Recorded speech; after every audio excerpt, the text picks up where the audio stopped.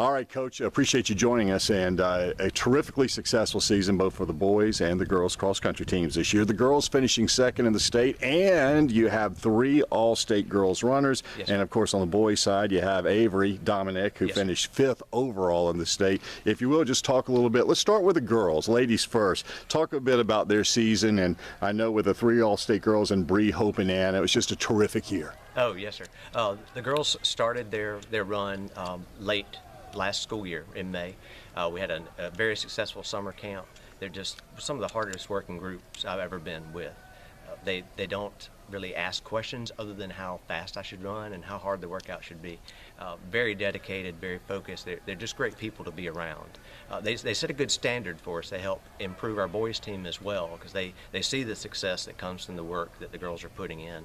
And they have just decided that their goals are extremely high, and we're going to do everything we can to meet those goals for them.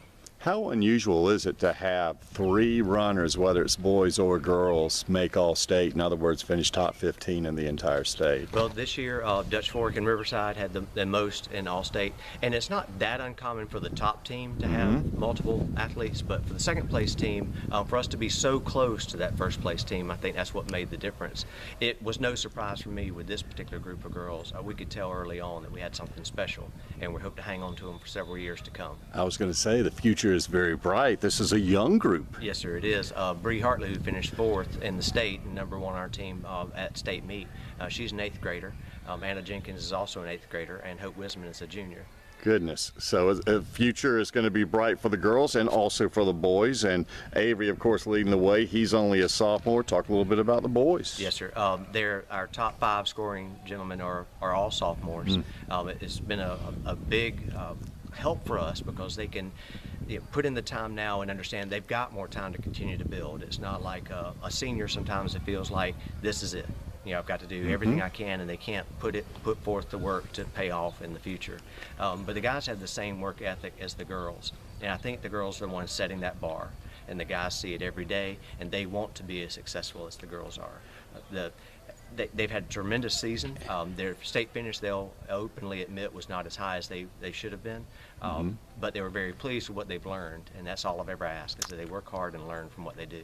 What is your opinion on how much of a runner's success is talent, natural talent, and how much of it is the work that they put in to be great? Wow, that's a good question.